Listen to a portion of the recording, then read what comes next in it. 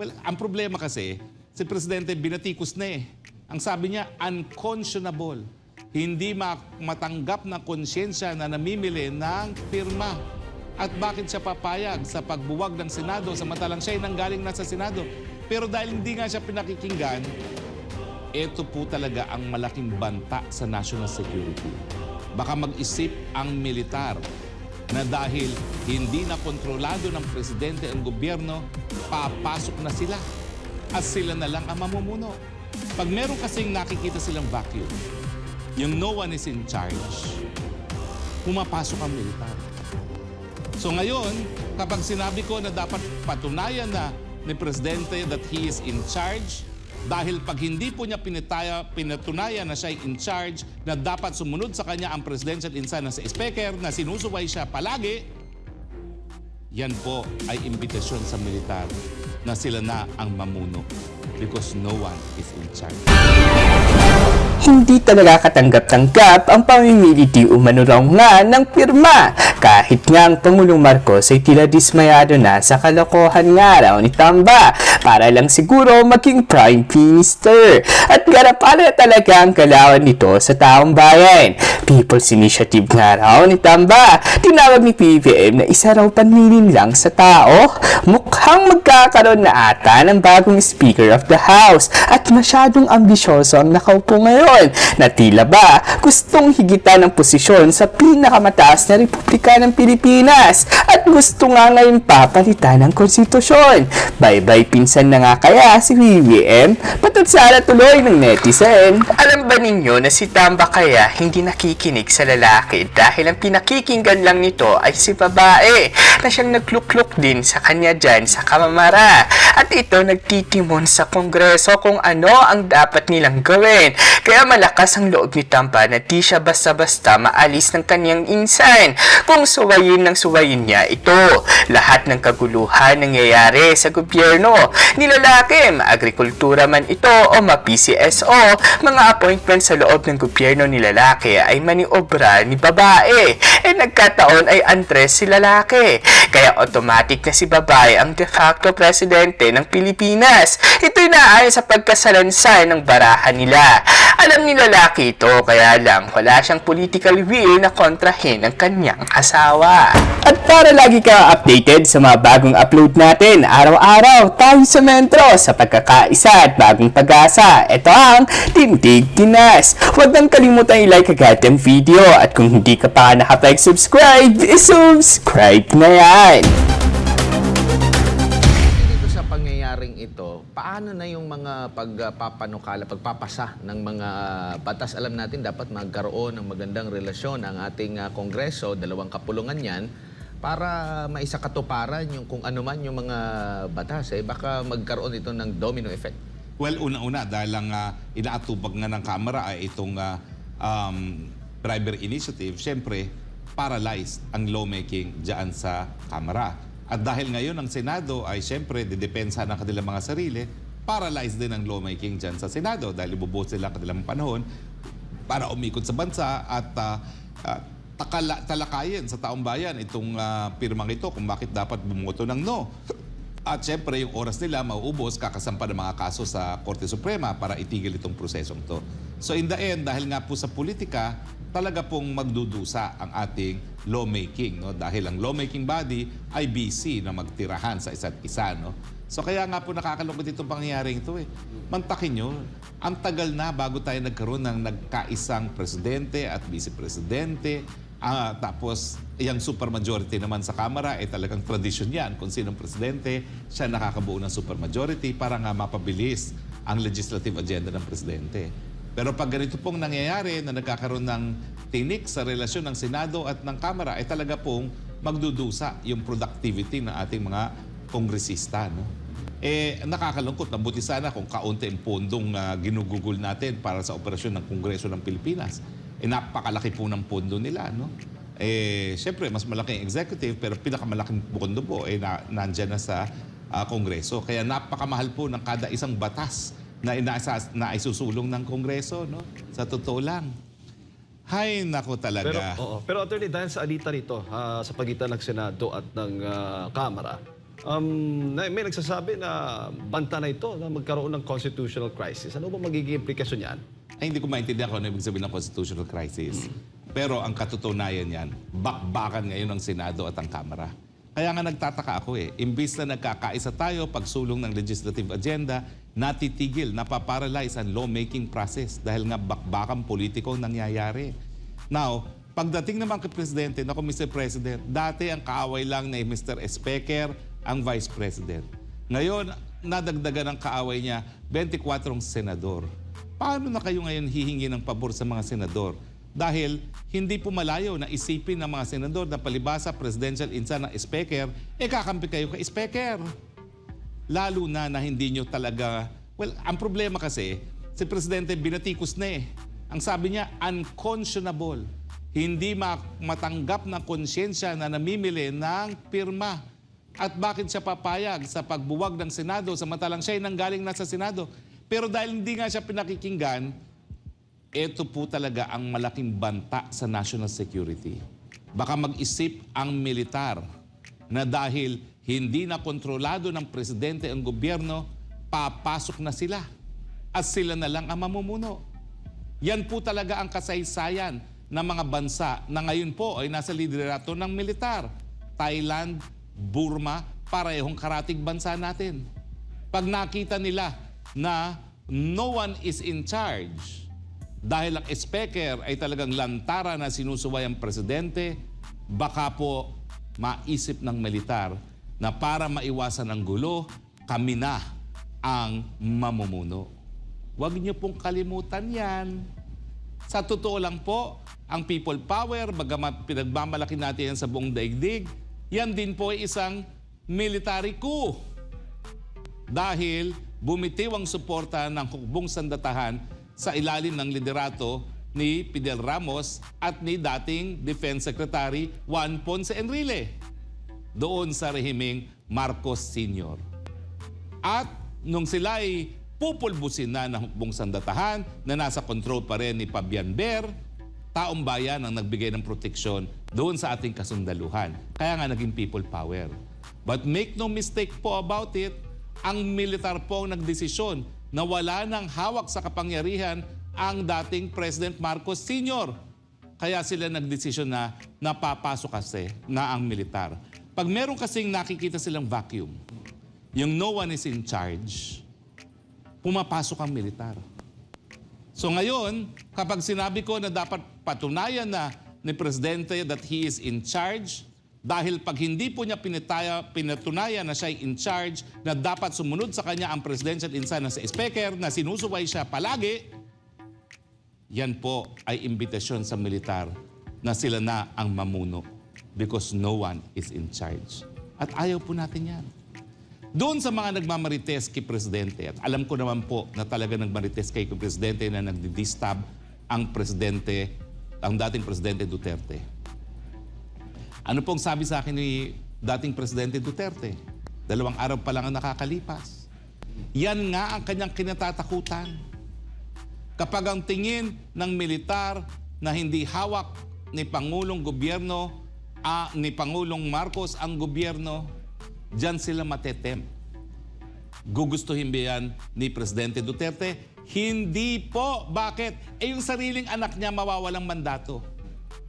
Totoo po na kapag ang militar ang gumalaw, baka gawin nilang figurehead si BP Sara. Pero ang sabi ni dating Presidente Duterte, sasabihan niya si BP Sara, huwag mong tanggapin yan dahil gagawin ka lang nilang puppet. Dahil pag ang militar ang nag-take over, they will call the shots, palamuti lang ang gagawin nilang leader.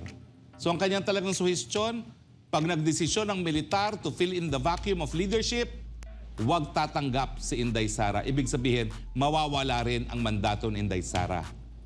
Kaya Mr. President, huwag niyo pong paniwalaan yung mga marites na si Presidente Duterte ang nasa likod ng DSTAB. Kung meron man, di ba, pinasinungalingan niyo na wala namang DSTAB. Bakit maniniwala kayo sa marites na meron? Dahil kung susuportahan po talaga ni Presidente Duterte ang DSTAB, tinatanggal din niya ang mandato, hindi lang ninyo bilang isang presidente, kundi ang mandato ng kanyang anak, na paboritong anak bilang vice-presidente. Dahil pag nag-distab po ang militar, they will call the shots. Kukuha sila ng palamuti, but they will control using the barrel of the gun. Huwag po tayong umabot doon. Pero ngayon po, ganyang kaseryoso po ang sitwasyon. Pag hindi nyo pinakita that you are in control, the military po baka mag-isip, no one is control, we will take control as protector of the people. Huwag nyo pong payagan yan dahil kami po naniniwala pa rin sa demokrasya. Kaya nga po, rinirespeto ko mga senador, miski ako'y nabigo sa pagiging senador. Kasi sila, nakakuha sila ng mandato na kinakailangan. Hindi gaya ko. At dapat yun, rinirespeto ng lahat. Ang problema po kasi, nasa saligang batas din ang protektor ng taong bayan ng hukbong sandatahan. So kapag tingin nila na talagang sobra-sobra na ang paglalapastangan ng inyong pinsan sa inyo bilang isang presidente, gagampanan po nila ang kanilang tingin na papel bilang protector. Pero sinasabihan ko po ang mga militar, wag po. Alam ko po, lahat kayo ay nag-graduate sa PMA. Marami po kayo sa inyo dumaan sa akin habang kayo po ay nagtitraining para maging general sa pag-aaral ng IHL. Pero iba po talaga ang civilian leadership. Hindi nyo po talaga kakayanin yan. Ang mangyayari po dyan, magdudusa ang taong bayan kapag kayo ang naghimasok sa politika. Pero naintindihan ko po, kapag sa tingin ninyo na wala nang namumuno sa bayan natin, na baka matempt kayo dyan. Pero ang sinasabi ko po, wag po. Hayaan natin ang mga democratic kong mga proseso. Dahil sa tingin ko naman, alam na rin ni Presidente BBM ang pagsuway at pagiging swail ng kanyang pinsan sa kanyang administrasyon. At yan naghahanap na lang kung sinong po pwedeng ipalit. Ang problema, ang dami ring marites labang kay GMA na talagang nung minsan daw ay nagtangkang maghain ng impeachment complaint laban kay Presidente Bongbong Marcos. Sa tingin ko po marites yun. Pero dahil pinaniwalaan, hindi po pwedeng maging speaker ang PGMA. Eh ang problema, sino ngayon? Kaya nga po nung break, nag-isip kami kung sino. Ako meron akong boto. Ayan. Ano bang Gusto sabi niyo sa bang bolang malaman kristal? kung sino? Babae o lalaki? Well, nagkamali yung bowling crystal eh. Nung unang binasa kong bowling crystal, sabi babae, sabi, oops, may lawit na ngayon. Lalaki na. Oops! Napakabata. Pogi. Oops! Medyo kamukha ko. Oops! Medyo kasing katawan ko. Ayos, oo. Ikaw ha? Gusto mong ikudita kita? Tawa ka ng tawa dyan, ha?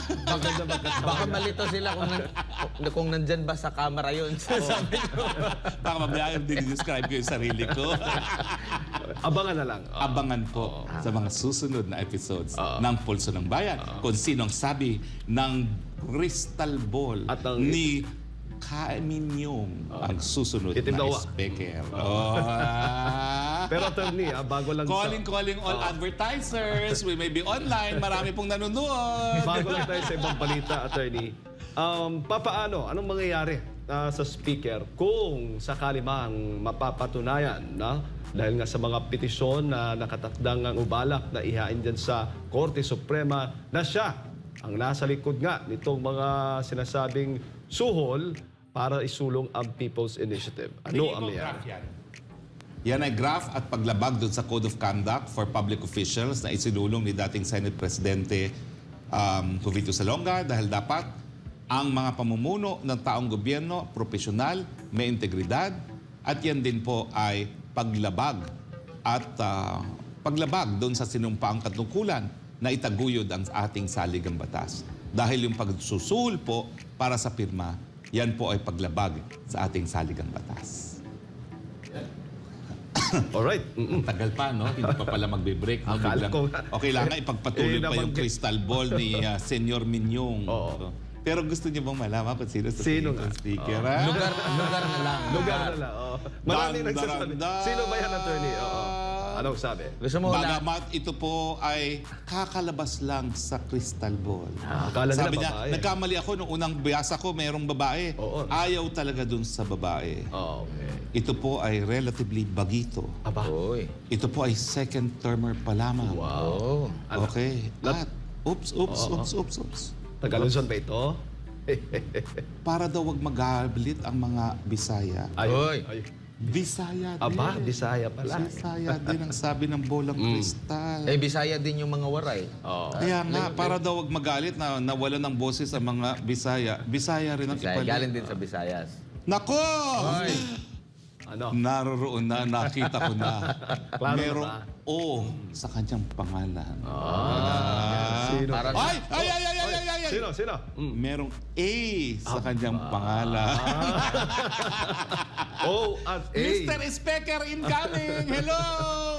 Ibang klase talaga. Parang ano yan eh, Harry Roque. Nandun. Oo nga, no? Ay, walang, oo nga, meron nga palang A at meron O. Eh, kahit yung full name mo, meron ding H at O yun. Diba? Pero Bisaya kasi partner eh.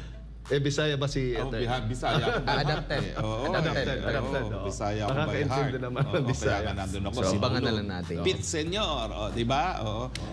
Baka magtampo na yung mga kaibigan ko sa Kalibo na hindi ako nagpupunta ng ati-atihan kasi sabay eh. Ang hirap, isa lang pwede mong puntahan eh. Pero dati, kumakanta ako dyan sa Kalibo, doon sa official program. Ako ang official rocker ng Kalibo. Baka sa susunod na taon po, dyan naman ako kakanta uli ng aking mga rock songs sa mga aking mga River Maya. Di ba? Maraming mga nagtatanong dito, attorney, kung ano ba ang mga magiging ganap dun sa Davao City.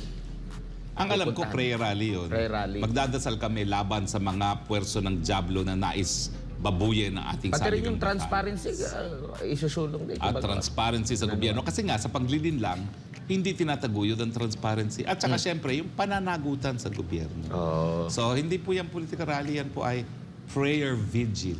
Ayan. Eh, kailangan natin yan. Sa Naniniwala panahon po ngayon. kami. Ito. Naniniwala po kami sa kapangyarihan Mahalaga pong binabanggit ni Brother Franco kung bakit si Pastor Kibuloy po at ang buong SMNI ay tinarget ng isang special operations for demolition job and shame campaign and persecution sa politika at sa legal aspects. Bakit?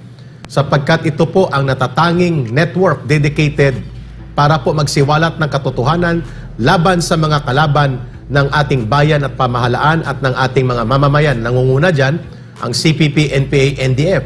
The only station na may programang dedicated exclusively para dyan sa paglaban sa communist terrorism, ang Laban Kasamang Bayan, at sa pag-promote ng counter-insurgency programs of the government and security programs, ang NTF-ELCAC. Nandito rin diyan sa Laban Kasamang Bayan. And Frank, Yes. si Pastor po ang isa sa nag-iisang evangelist o spiritual leader na tumaya ng kanyang buhay, ng resources at organisasyon at programa, hindi lamang sa evangelization, kundi pati na po sa kanyang mga social and political analysis na tumindig bilang spiritual and religious leader sa ating bansa upang categorically ay mag-draw the line against the most pervasive and evil enemy of the people, which is the CPP, NPA, NDF, na naglalaro at nag-infiltrate sa ating political halls of power like Congress and even inside the government.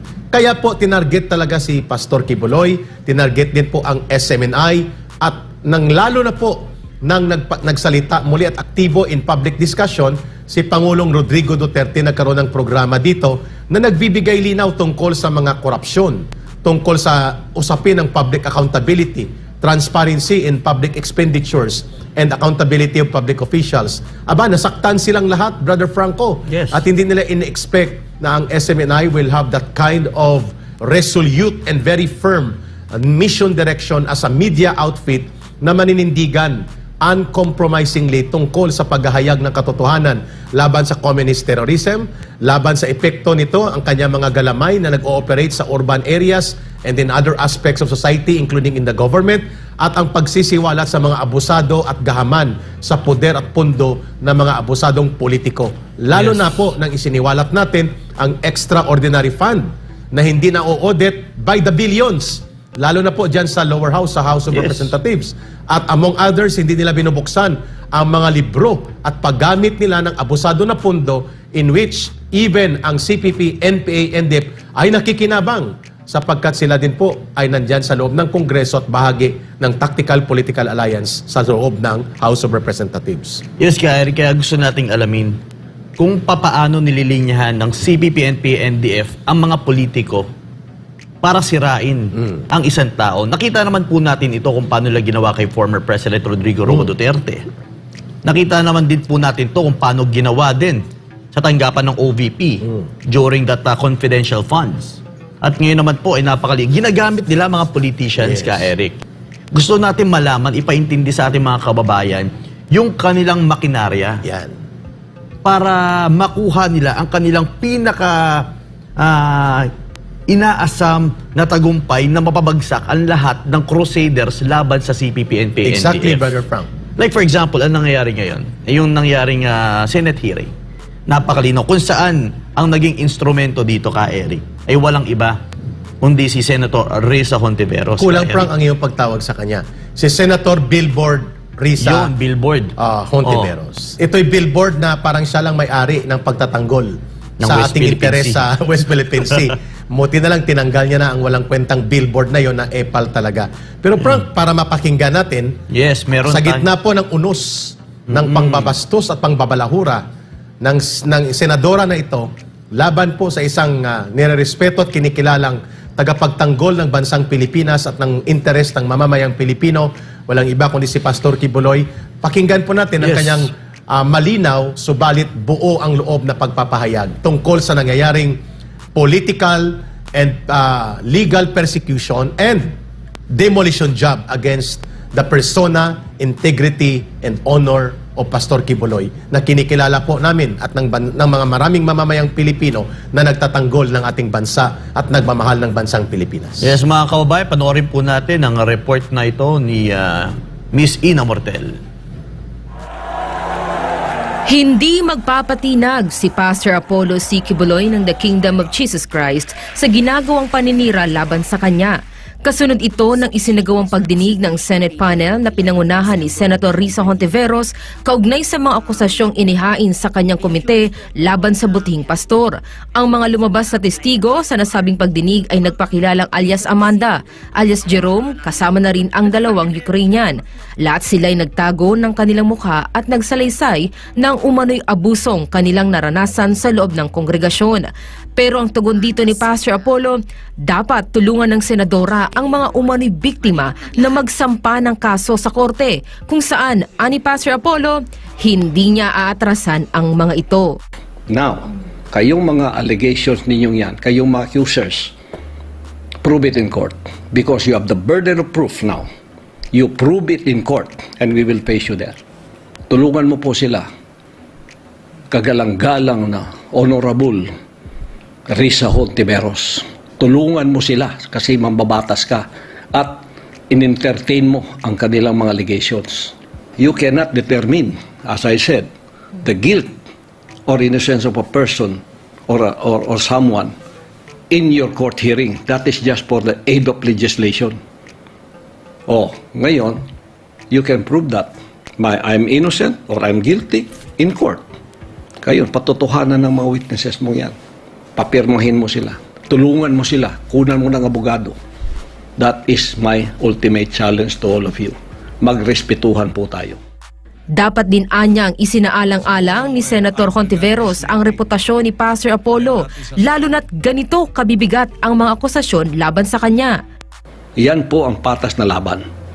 At yan ang hinihintay ng taong bayan. Paro, ang paninira, smear campaign, na matagal kong tinitiis-tiis, hindi ko na po palalampasin yan. Sapagkat nakataya dito ang reputasyon ko at ang reputasyon ng bansang kaharian na mayroong mga millions of members all around the world. Sinagot naman ni Pastor Apollo ang mga tumestigo laban sa kanya. Ako po'y isang maawain na tao, mapagbigay. Kaya meron akong Children's Joy Foundation.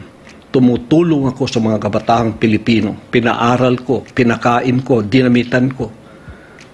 Pero may mga ganitong klaseng tao, hindi ko kayo ibubulgar dito sa vlog kong ito. Ibubulgar ko kayo doon sa korte. Kakalkalin ko yung pagkataon niyo kasi from head to foot, kilala ko kayo. Kilala ko kayo. Former workers kayo. May Ukrainian pa. Papuntay niyo dito yung may Ukrainian na yan. Haharapin ko silang lahat. Kahit 100 pa kayo, sinabi ko. Haharapin namin kayong lahat. Sa pahayag naman ni Hontiveros na hindi exempt ang butihing pastor sa otoridad dahil sa pagiging anak ng Diyos nito, ito ang tugon ni Pastor Apollo. Sinabi ko na matagal ng panahon, kahit pa ako'y son of God, under ako sa batas ng lupa. Pag ako'y nagkamali, gumawa ng krimen, idemanda ninyo ako. Pero please, huwag po ninyong sirain ang reputasyon ko na wala akong kalaban-laban. Magrespetuhan po tayo. Korte ang answer nito. Court is the answer for all of your false allegations and accusations. Court is the answer, not a Senate hearing. Para sa Diyos at sa Pilipinas kong mahal, ito si Ina Mortel, SMNA News. Yes, kaya Eric, kaugnay sa balitang yan, meron din tayo na samantala mga miyembro ng The Kingdom of Jesus Christ o KOJC, kinalampag si Senator Risa Hontiveros sa social media matapos ang naging pagdinig ng Senate panel ng kanyang komite. Narito ang balita ni Angel Pastor. Bakbakan to. Umalma na ang mga manggagawa ng The Kingdom of Jesus Christ o KOJC sa ginawang pagdinig ni Senator Risa Hontiveros sa Senado ukol sa umano'y mga pang-aabuso sa loob ng kongregasyon na pinamumunuan ni Pastor Apollo C. Quiboloy. Sa nasabing pagdinig, iniharap ng senadora ang mga witness na tinago ang kanilang mga mukha sa publiko at gumamit ng mga alias. Pero kahit na itago ang mga mukha ay nakilala pa rin ito ng mga kasalukuyang miyembro na tapat kay Pastor Apollo. Nila mga testigo ni Hontiveros ay mga dating manggagawa ng KOJC na lumabas na ng kongregasyon dahil nga sa mga karumal-dumal nilang records sa loob. Kaya naman hindi makatarungang pagpapahiya kay Pastor Apollo ang ginawang pagdinig ng senadora. Ayaw nila marinig eh. Sa social media, bumuhos ang mga hinaing na mga ito kung saan tinawag nilang pambababoy sa reputasyon ni Pastor Apollo at halatang trial by publicity ang ginawa ni Hontiveros. Isa na rito si Carlo Catiil, isa sa mga ministro ng KOJC. Anong sinabi namin dyan? We dare you. Kung totoo na matibay yung ebidensya mo, kasi sabi mo, may pang-aabuso talaga based sa aking mga witnesses, meron talaga kaming ebidensya. So ano po ang susunod niyan? Tinuruan pa kayo ha ng aming malapasan. Anong susunod na gawin? Go to court, Go to the court. file appropriate charges. Yung mga statement na ginawa kahapon, mapatali na lang yun. Papirmahan nyo na lang, make a formal affidavit, then file complaint doon sa korte. Kasi po, mga kababayan, ang mag-determine kung inosente at guilty ang isang akusado, hindi po dyan sa hearing mo, madam. Hindi po dyan sa hearing mo kagalang-galang, honorable na senador. Hindi po dyan sa hearing mo.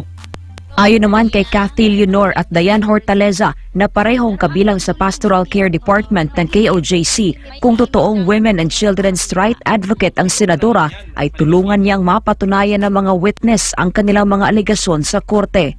Well, for one, Brother Carlo ha, ang pinapromote niya, sabi niya, women empowerment. Ano pala kami dito? Di kami babae? Ha? Baka Women kala niya bakla empowerment tayo. lang kaya. It's a matter of credibility kasi ang usapan. Yes. Ngayon, ang ginagawa nila, pinapahiya nila ang mahal nating pastor, ang bansang kaharian. Yan ang purpose kung bakit sa Senate niya dinala. Bakit? Yes. Kasi lahat control niya dun eh. Oh, bakit hindi mo dinala sa korte ngayon? Kasi wala kang control doon. Talawan. Malinaw nila na sa korte ay magiging pantay ang trato sa mga akusado at nag-aakusa dahil doon ay susukatin ang lahat base sa ebidensya. You being as a senator and champion empowering the women and the children, kasi yun ang advokasya mo ha, tulungan niyo po sila. Kasuhan po si Pastor Apollo C. Quiboloy. I-gather niyo po yung mga ebidensya, no? Doon po kayo magsampa ng kaso. May mga lawyers po kayo dyan, mga gagaling, di ba? Doon po, file a complaint, a formal Kung totoong complaint. concern siya sa mga biktima, Yes. kuno. And doon po kayo sasagutin namin. Doon Be fair. po, Pastor. Kasi doon sa korte, pantay-pantay yan. Kwestiyon naman ni Loren Santos, isa ring manggagawa ng KOJC, ang ginawang pagdinig. Tama po ba na ang Senado ang mag-iimbestiga ng mga kaso kuno ngayon ni Pastor Kibuloy? Ang Senado na po ba ang magbibigay ng verdict ng guilty or not guilty si Pastor? Trabaho na po ba ng Senado ang mag-imbestiga at maglitis ng mga kasong katulad nito? Hindi rin anya maganda na kumuha ito ng mga walang kredibilidad na witness dahil ipinapakita lang rin ito na walang kredibilidad ang kanyang opisina sa Senado. Katulad na lamang ni Blenda Portugal alias Amanda na naging personal witness sa pagdinig. Matagal na umanong na-dismiss ang kaso ni Portugal laban kay Pastor Apollo dahil wala itong sapat na ebidensya, pero ang senadora abay kinuha pa rin ito bilang isa sa kanyang mga testigo. Bakit hindi mo chinek muna yung about dun sa dismiss case nitong Amanda na witness mo? Bakit mo pinulit ulit yung basurahan? Nabasura naman yan noon pa. Ngayon kinain mo ulit. Tapos gusto mo ipakain na naman sa buong publiko. Alam mo, dapat hindi lang kingdom citizen ang umalma nito Buong bansang Pilipinas, bawat Pilipino umalsa na dito Kasi walang credibility ditong sorry to say madam, pero for me, you don't have credibility. Posible rin anilang walang character check na ginawa sa mga ito, gaya na lamang kay Arlene Caminong Stone. Now, tanong lang po, inusisa niyo po bang maigi ang witness ninyo, Madam? For the sake of fairness, nag-character check po ba kayo dyan sa witness ninyong si Arlene Stone? Ano ang reason niya bakit siya nagkakalat ngayon ng ganitong accusations? Kung totoong gusto niyo ng hustisya at katotohanan, hindi ba dapat careful kayo na i-check din ang side ng inaakusahan dahil maaring may mas malalim at relevant na dahilan kung bakit siya inaakusahan ngayon? Samantala sa isang payag, hinamon ni Pastor Apollo ang senadora na tulungan ang kanyang mga testigo na magsampa ng kaso sa korte kung saan mabibigyan ang butihing pastor ng patas na pagdinig. Para sa Diyos at Pilipinas, kung mahal Angel Pastor, SMNI News. Ayun mga kababayan, malinaw po mga kababayan na ito po ay isang demolition job. Political demolition job in the guise of Senate hearing. Una, ang mga witnesses na ipiniresenta ni Senator Hontiveros ay questionable ang pagkatao, questionable ang intensyon. Kung totoo na ikaw ay nagrereklamo at ikaw ay sigurado sa katotohanan na bit-bit mo, hindi mo itatago ang pagmumukha mo. Hindi ka gagamit ng alias. Pwede namang i-blur yon sa news, pero doon sa hearing, pwede naman tanggalin mo ang mask, tanggalin mo ang mga pagsusombrero, para bagang pinapalabas nila na si Pastor o ang Kingdom of Jesus Christ ay may gagawing masama sa kanila. Nahawak na kayo ni Hontiveros. That's number one. So the intention is questionable. The motivation are very dubious. Number two, hindi po korte si Senator Hontiveros. Pero lumalabas dito na ang kanyang taktika at pamamaraan ay very obvious. Siya ang prosecutor, siya ang facilitator, siya ang abogado, bagamat ni siya abogada, siya din ang huwes at siya din ang maghahatol at siya din ang mag-execute ng hatol niya. Anong tawag doon? Yan ang tinatawag na moro-moro o lutong Macau na uri ng budol-budol na Senate hearing. Kaya hindi po lisensya ang pagiging senador na umabuso at lupigin ang karapatan ng mga individual. Remember, pastor man o hindi, si Pastor Apollo Kibuloy, leader man siya o hindi ng Kingdom of Jesus Christ, a very big religious ministry worldwide, it does not eliminate kung siya ay ordinaryong tao ng kanyang mga karapatan na isinasaad sa konstitusyon. And what are those na nilalabag ni Senator Hontiveros? Yung karapatan na magkaroon siya ng equal protection of the law in a due process and equal day in court to prove his innocence and to confront the accusers. Hindi po dyan ang proper venue. Alam niya ni Senator Hontiveros, nagmamaang-maangan siya because iba ang kanyang intensyon. Ang intensyon niya ipahiya si Pastor Kibuloy, i-demolish ang kanyang honor and integrity as a person so that ang kanilang nagdudugtong na pag-atake, kagaya ng gusto mangyari ng CPP, NPA, NDF, na mapasarado at mawala ang SMNI sa operations, ay magkaroon ng tinatawag na moral justification and basis. So, klaro, ang purpose nito, persecution, demolition, shame campaign, and trial by publicity, all packaged in one sa isang budol-budol at nakakagalit na paggamit ng poder at resources ng Senado. Kita mo, walang mga ibang senador na pinatulan siya. Yeah. Minensyon niya ang pangalan ni Senator Jingo Estrada, pero hindi nagsalita si Senator Jingo Estrada. Makikita mo, nagsusolo siya. So ito po ay isang repertoire, isang orkestra na ang layunin ay hindi hustisya o katarungan sa nag-aaligar o nagkiklaim na mga biktima ni Pastor Kibuloy. Ito po ay isang script, grand design of a political operation and publicity stunt ni Risa Hontiveros, hindi lamang para i-persecute at ipahiya ang isang individual sa katauhan ni Pastor Kibuloy, sirain ang reputasyon ng Kingdom of Jesus Christ, iugnay ito sa SMNI as a legitimate media para sirain din ito at iparalisa, all for the interest ito din, kasama dyan ang kanyang political projection. Yes. Akala niya magbibida siya dito. Correct. Kagaya ng flop niya, nag-flop siya doon sa Parmali. Sinabihan siya ng Supreme Court, the Senate cannot be the trial for the guilt or innocence of any individual. Hindi naman po ito para sa sa legislation. Sabi nga ni Atty. Topacio, ang legislation about sa amendment or enhancement of the trafficking in children, human trafficking or women protection ay naisaayos na noong 2 years ago pa. So anong ibig sabihin? Kulang pa yon? Klarong-klaro na ito ay isang political maneuver, isang publicity stunt, isang demolition job na ginastusan ng pondo ng gobyerno na kakaawa ang mamamayan. Panghuli, malinaw po na kung sincero ang layunin ni Senator Hontiveros to protect the rights of those alleging that they are victims of sexual offense or cruelty o ano pa mang akusasyon na walang ebidensya kung hindi yung laway at salita lang nila at pinananiwalaan at ginamit na bilang panghukom at panghatol sa isang individual at sa kanyang organisasyon kagaya nangyari ngayon kay Pastor Kibuloy, ang proper forum po at ang proper or appropriate action ni Senator Hontiveros, Brother Franco, mga kababayan, is to provide legal services, provide free legal assistance, and bring the case in court wherein there will be due process. Each rights or each right of every individual, both the accuser and the accused, will be objectively put in the trial under a competent prosecution process confirmed under the procedures of evidence, rule of law, and the judiciary principle of objectivity in the trial of facts and testimonies. Hindi po yun sa Senate.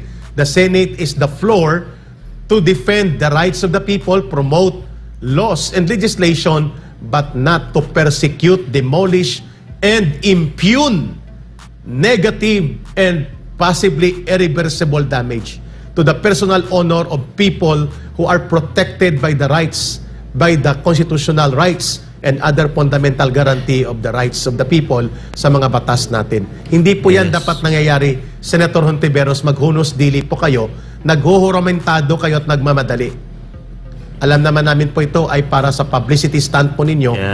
At yan po ay alam ng taong bayan on how you manipulate people in order for you to position yourself as a so-called champion of defending or in defending the women's and children's rights. Pero tumahimik kayo nang nandyan po si Cashane sa Senado noong November 2020 at nananawagan siya sa mga senador. Lalo na po sa inyo nang siya in-interview after the hearing noong 2020 sa red tagging daw na claim ng mga CPP, NPA, NDF, na tulungan nyo siyang managot ang mga NPA at ang kanilang mga protectors at beneficiary at benefactors. Kagaya po ng Gabriela, kagaya po ng mga party list nila at mga recruiters nila. But you kept your silence. Your silence and you remain na hindi mo po in-entertain at bigyan ng pagkakataon na maimbestigahan ang recruitment ng mga minor de edad, ang panggagahasa at pang-aabuso ng CPP, NPA, NDF, ang recruitment sa schools and universities. You never lifted a finger to use your authority in the Senate to give the people and this country a very clear stand na titindig kayo para ipangalagaan ng totoo ang kapakanan ng kabataan at kababayan sa ating bansa. Yes, kaya Eric, tama yan sinabi mo. Una sa lahat, yung mga kinuha nyo pong mga witnesses ay talaga namang may mga skandal pa. Oh, yun pa. Hindi nyo po alam yun. Dapat nag-background check muna siya, nag-vetting, nag-double check. Oh. Dahil kita mo naman, yung isa dyan is GRO. Oh. Nagsabi siya. At inamin niya yon. Kung gusto mong umani, o makuha ang puso ng bawat Pilipino, hindi yun sa pagpapatayo ng mga billboard na malalaki na parang ikaw ang #1 hero ng West Philippine Sea. Hindi po yan ang pamamaraan para mapanalunan nyo po ang puso ng Pilipino dahil matatalino na po ang mga Pilipino. Exactly. Hindi po yung paninira ng tao. Hindi po. Yung ginawa nyo po is very obvious naman Demolition po. job. Demolition job. Una sa lahat, yung mga kinuha nyo pong mga witnesses ay talaga namang may mga skandal pa. Oh, yun pa. Hindi nyo po alam yun. Dapat nag-background check muna siya, nag-vetting, nag-double check. Alam ko ka, Eric, kasi ako minsan ko na rin nakasamang ilan dyan. Ako, Yeah, nagsasabi personally, ako. may knowledge ka sa mga taong ito. Oo. Alam ko naman, kilala ko naman yung ilan dyan eh. Kaya dapat, kung ikaw ay gagawa ng isang eksena para makuha ang puso ng tao, ay hindi po sa ganyang pamamaraan. Isipin mo, wala kang pakialam, sisiraan mo ang tao nito para umani ka ng boto, ay boto tuloy puso ng tao. Diba? Sa darating na 2025. Obvious naman yun, Frank. Yung talagang Kaya nga purpose niya, publicity stunt ito eh. Pero maganda yung binasihan mo ka, Eric. Kung ikaw ay totoong may malasakit, hindi mo kukunin yung mga scandalous na mga issue ng mga babaeng ito. Oh. Dahil kita mo naman, yung isa dyan is GRO. Oh. Nagsabi siya. At inamin niya yon. Yes, ang kukunin mo... At ang nag-refute, Frank, by the way, excuse me, Brother Yeah. Franco, kapatid niya mismo. Yes. Ang tawag niya lang bashers. No, they are not bashers. They are legitimate, bona fide leaders and part of the organization kung saan nanggaling yung isang witness or mga witnesses mo. Yes. So hindi sila bashers. Mali po yung term mo at hindi lang simple witnesses against them. Kung hindi kapatid niya mismo nag-reveal kung ano po ang kanyang preponderance of lies na ginawa.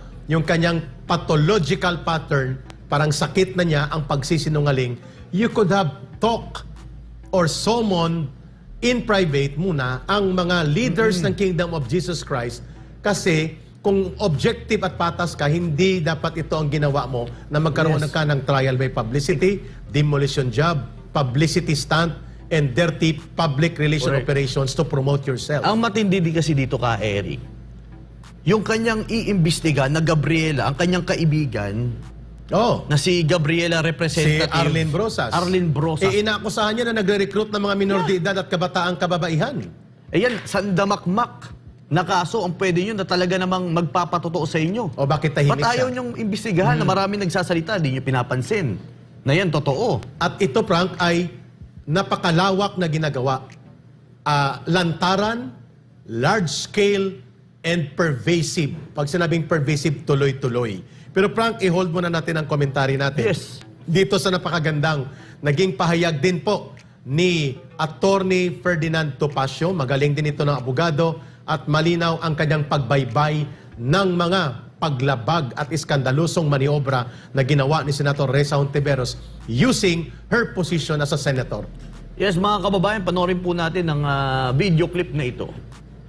Yan pong si Senator Risa Hontiveros, napakasama po ng record niyan pagdating po sa pagpresenta ng witness. Kung inyo pong nagugunita, yun pong tungkol pa rin sa family, yung pinresenta niya mga witnesses laban doon sa mga executives ng family ay umatras po at yung mga kaanak po noon ay nag-testify na sila po ay sinuhulan ng mga staff ni Senator Risa Hontiveros para mag-testify.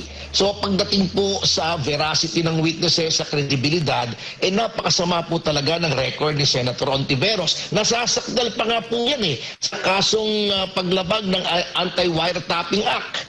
Sir, kahapon, majority sa ating mga kababayan nanood po sa hearing ni Senator Risa Hontiveros, ang kanila pong punto ay trial by publicity ang ginagawa ng senadora laban kay Pastor Apollo C. Quiboloy. Ano masasabi po niyo doon, sir? Ay talaga pong trial by publicity. At ako nga po ay napapailing na lamang, hindi not necessarily being the lawyer of anyone, but as a lawyer in general and as a citizen of the Philippines, ay parang hindi na po natuto si Senator Risa Hontiveros sapagkat kasasabi lamang po just a few months ago, late last year, ng ating kataas-taasang hukuman doon po sa kasong Ong versus Blue Ribbon Committee kung saan ako po yung abogado ni Ginoong Ong. Ito po yung may connection po doon sa pagdinig sa Farmally. Parang kinagalitan na nga po ng Korte Suprema itong si Senator Gordon at ang Blue Ribbon Committee na sinabing ang Senado ay hindi investigador, hindi to police, hindi to NBI, hindi to hukuman, kung hindi ito ay isang legislative body at hindi dapat ginagamit ang Senado para ma-determine ang guilt or innocence of anyone with respect to an alleged crime. Tsaka yung veracity, Chairman, ng mga witness, nakatakip ang muka, nagkukubli. Kung sila po ay totoo sa kanilang pong mga paratang, ba't po nila tinatago ang kanilang identity? Mabuti na po nabanggit nyo na yan, sapagkat yan pong si Senator Risa Ontiveros, napakasama po ng record niyan pagdating po sa pagpresenta ng witness. Kung inyo pong nagugunita, yung pong tungkol pa rin sa Farmally, yung pinresentan niya mga witnesses laban doon sa mga executives ng Farmally ay umatras po at yung mga kaanak po noon ay nag-testify na sila po ay sinuhulan ng mga staff ni Senator Risa Ontiveros para mag-testify. So pagdating po sa veracity ng witnesses, sa kredibilidad, napakasama po talaga ng record ni Senator Ontiveros. Nasasakdal pa nga po yan sa kasong paglabag ng Anti-Wiretapping Act in connection with another investigation na ito pong kasong ito ay hinihain. Ayun mga kababayan, malinaw po ang mga binanggit na punto ni Atty. Ferdinand Topacio.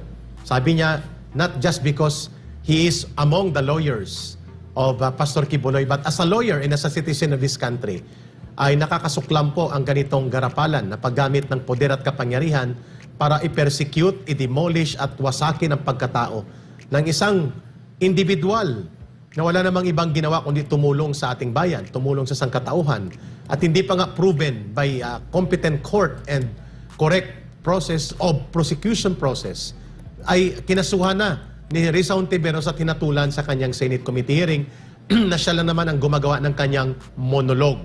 Pangalawang binanggit ni Atty. Topacio, nakakabahala ito, Brother Franco. There is a pattern of presenting questionable witnesses at the Senate. Itong si Senator Ontiveros at binanggit ang isang pagkakataon tungkol sa Farmally. At even sa drug war investigation nila, ang mga witnesses na pinresent nila ay questionable, hindi ma-validate at magkaroon ng proper verification sa mga claims. At lumalabas na nagkakasuhulan. So nai-involve po si Senator Ontiveros sa ganitong uri ng witness manipulation and witness na diskartihan para lamang lumabas na may katotohanan ang gusto nilang ilabas na mga panghahatol, panghuhusga sa mga taong o mga grupong gusto nilang atakihin. Pero hindi niya kayang gawin ito sa CPP, NPA, NDF. Samantalang kaya niyang gawin ito sa mga taong lumalaban sa CPP, NPA, NDF, samantalang siya ay tahimik sa mga lantarang pang-aabuso na ginagawa ng CPP, NPA, NDF at mga urban operatives and recruiters nila. Pangatlong binanggit ni Atty. Topacio. Ang sabi niya ay wala po sa jurisdiksyon ni Senator Ontiveros bilang senador o ng buong Senado o ng Kongreso ang paghahatol, ang paghuhukom at ang paghawak ng proseso ng mga reklamong kriminal na siyang ibinabato kay Pastor Quiboloy o kanino man. Malinaw po yan sa binanggit ng Korte Suprema.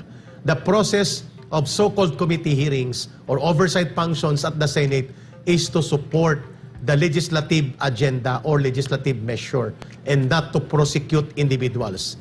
Itigil mo na yan, Senator Ontiveros, ang iyong budol-budol at sirkos na gustong gawin sa usapin po ng gusto mong wasakin ang pagkatao ni Pastor Quiboloy at wasakin ang kanyang koneksyon sa mga mabubuting ginagawa at gawain niya, ang pagbubuo niya ng SMNI, ng Laban Kasamang Bayan, at ang pagtatanggol niya ng mamamayan laban sa CPP, NPA, NDF. Ang nakakalungkot nito, Senator Ontiveros, bagamat mahirap mo i-prove yan kasi dismiss na nga ang isang reklamo dyan at inuulit-ulit mo, rehash. Ibig sabihin, kung sa korte mo yan dadalhin at kung ito'y umakyat sa korte, ang tawag dyan ay double jeopardy. Bawal po yan.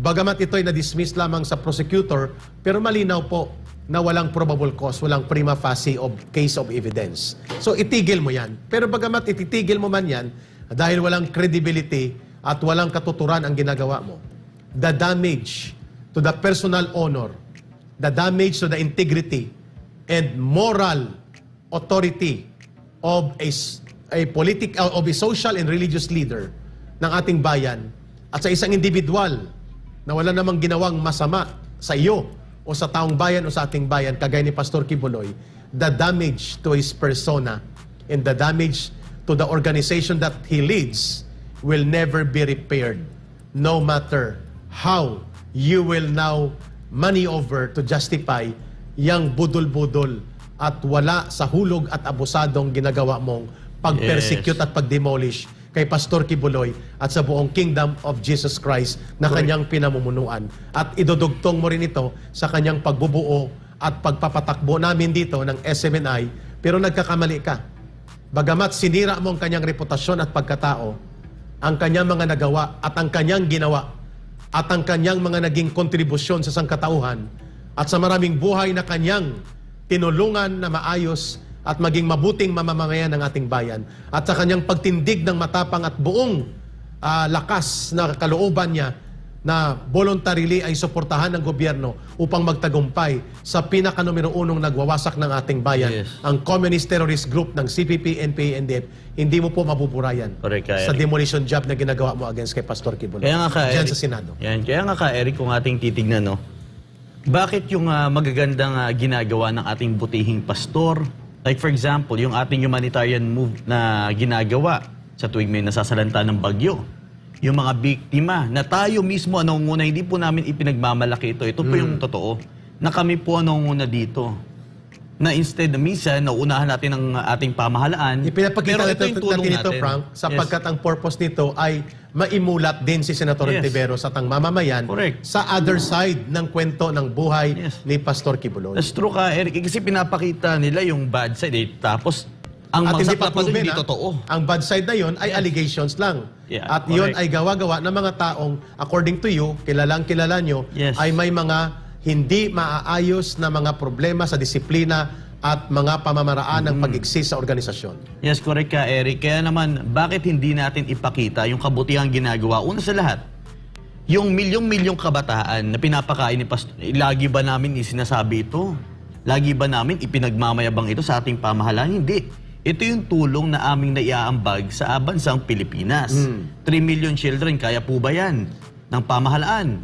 Siyempre, kung di po kaya ma-provide, si Pastor po nagpo-provide niyan. Yes. Pero, hindi naman namin ito ipinagmamayabang dahil isa itong responsibilidad din namin bilang paggawa ng kabutihan sa ating kapwa. Sa sangkatauhan. Sa sangkatauhan. Example na lang, itong nation building na aming ginagawa. Itong tinayaan namin na laban sa CPP, NPA, NDF. Na alam namin sa oras na bumangga kami dito ay talaga naman ang buhay namin ay nakasalalay. At ni Singkong Duling, hindi po humingi ng kontribusyon si Pastor Quiboloy mula sa pamahalaan na tulungan ang programang Laban Kasamang Bayan o ang SMNI. Ito po ay voluntary, kusang loob na ginawa ng Kingdom of Jesus Christ, ginawa ni Pastor, sapagkat itong tamang dapat gawin at dapat may gumagawa nito, ang paglaban sa CPP, NPA, NDF, lalo na po sa information war. Malinaw po na wala po kayong pagkikilala sa ganitong kabutihan ng mga ginawa para sa ikabubuti ng bansa at ng mamamayang Pilipino. Yes, Eric, mabanggit ko lang, yung ginagawang humanitarian ni Pastor sa mga kabataan, hindi lang po yan sa Pilipinas. Nationwide, sa buong mundo worldwide po yan. Meron din tayong tinutulungan sa Africa. Hindi po yung isang araw lang. Ayun po ay patuloy. Araw-araw po namin tinutulungan ng mga kabataan doon. Meron sa Africa, North America, South America, sa Asia, sa iba't ibang bansa. Ganito ang ginagawa pero hindi nyo po na ipapakita yun.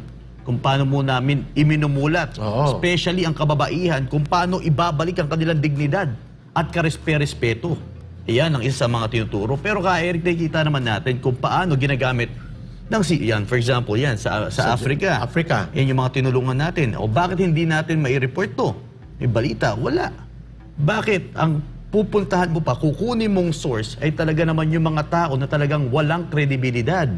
Kaya nga sabi ng ating mga miyembro dito sa The Kingdom of Jesus Christ, ay nako, yung mga kinuha nyo pong witnesses, kung alam nyo lang po ang kanilang background, dapat binackground check nyo po sila. Oo, nag-vetting muna. Nag-vetting Hindi ka. ka nagmadali. Walang proper vetting doon kaya. Pero hindi na may balik ito, Frank, kasi sinira na niyang pagkatao talaga ni Pastor. Ito yung nakakalungkot. Sa Amerika po, at sa mga ibang bansa, pag gusto mo sirain ang isang popular na evangelist or religious leader, ang kanilang ginagawang kaso kaagad, sexual offenses, rape, sexual abuse. Pero napapatunayan po na mali, subalit ang pagkawasak sa pagkatao ng kanilang ginawa ng ganong mga akusasyon ay hindi na po maibabalik pa mula sa dating buo na pagkatao. Mabuti pa't malakas ang loob ni Pastor Kibuloy na hindi po siya natitinag sa ganitong uri ng marumi na laro ng pagwasak sa kanyang moralidad at sa kanyang pagkatao. Sa gitna po ng kaguluhan na ito at mga maniobra ay malinaw ang kanyang pahayag na nananawagan siya kay Senator Hontiveros at sa ating mga kababayan, huwag po tayong humusga at humatol. Dalhin po natin sa proseso ng korte kung saan ang lahat ay mabibigyan ng kaliwanagan ang panig na nag-aakusa, mag-present ng ebidensya, ang panig ng inakusahan, makonfronta sa tamang proseso ng prosecution at counter-evidence at totoong pagpapahayag ng balanse na katotohanan, hindi po sa political circus, kagaya ng ginagawa ni Senator Hontiveros. At ang malinaw po dito mga kababayan, hindi din po pinansin ni Senator Hontiveros ang sinasabi natin sa panahon ng kalamidad at bagyo na uuna pang dumating minsan sila Pastor Kibuloy, kagaya na nangyari sa Yolanda na napakalaki po. Saan po kayo nang mangyari yon? Sa Senator Hontiveros. Panahon po yon ng inyong padron. Panahon po yon ninyo na namamayagpag kayo bilang mga dilawan na nasa poder at kapangyarihan. But Pastor Kibuloy and Rodrigo Duterte were there. Less camera. And sa loob ng 60 days, mahigit 2 buwan, they fed the people, they fed the children without any limelight or camera, with their own resources. Not a single centavo came from the government doon sa kanilang pagtulong sa pagkain at pag-agapay na makabangon ang libu-libong mamamayan po doon sa area ng Leyte at sa paligid po ng Visayas region na matindi at malubang sinalanta ng Bagyo Yolanda. Saan ka po nang nandun ka? Nandun ka ba? Ginawa mo ba yung ginawa nila, Pastor? Mag-isip-isip ka nga, Senator Hontiveros, kung totoo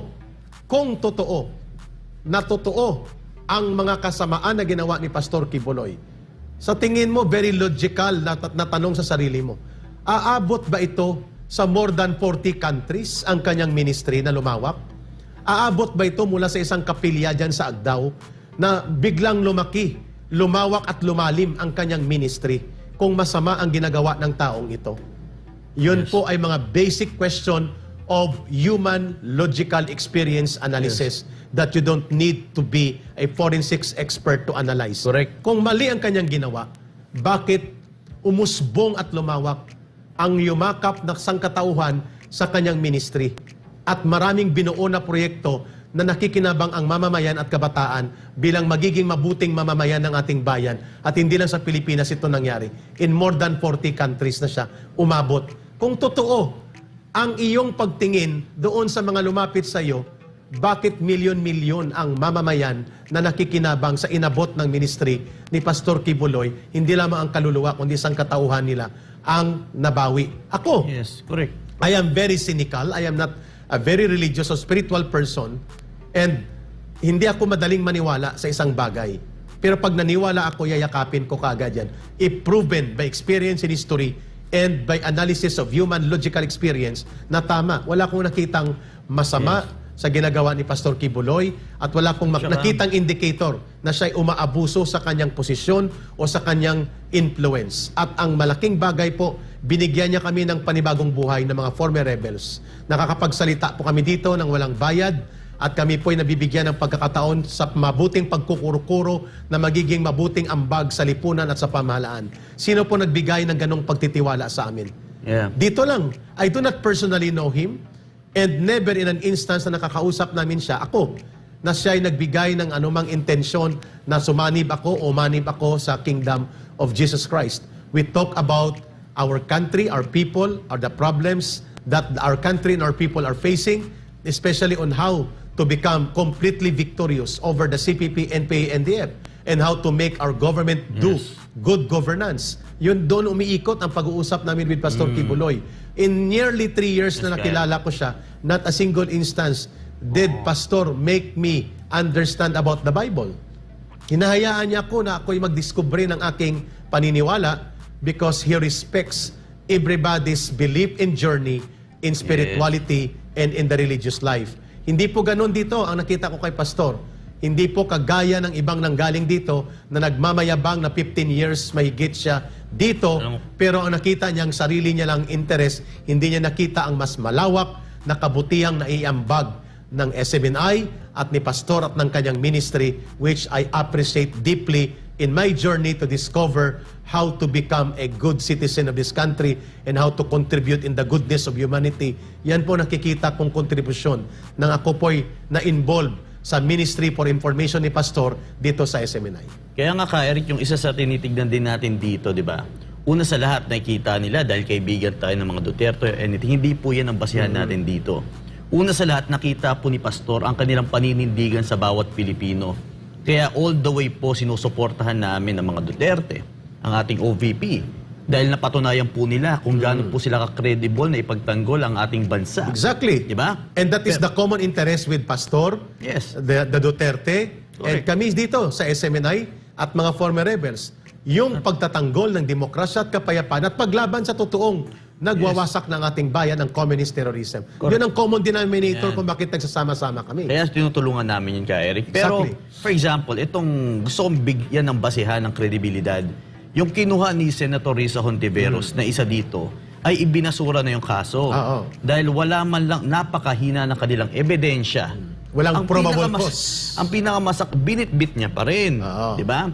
Kaya isa yun sa ating tinitignan dito, na kung ikaw ay sincero sa iyong gustong tulungan ang mga kababaihan, ay kailangan kumuha po kayo ng isang tao na makikitaan nyo lang po may credibility. Hindi man lang po yung I don't wanna go straight for this, pero ako po ay kilala po namin ang mga kasamahan nyo pong witnesses. At alam po namin na alam nyo rin po yan na ayaw nyo i-reveal ang totoong dahilan kung bakit sila nagsalita at bakit sila umalis. Dahil very scandalous ang kanilang mga ginawa. Pero bagamat yan man na nangyari ka, Eric, ay tanggapin man natin o hindi, alam naman natin na I feel bad also for those witnesses dahil kung anong kalalagyan nila sa kanilang pagsusugal ng pagsasalita ng katotohanan ay talaga namang pagsisisihan nila ito ka, Eric. At tumani nga ito ng sawat-saring reaksyon mula sa mundo ng social media. Komento na nga lang din ng mga netizens sa naging isyong ito.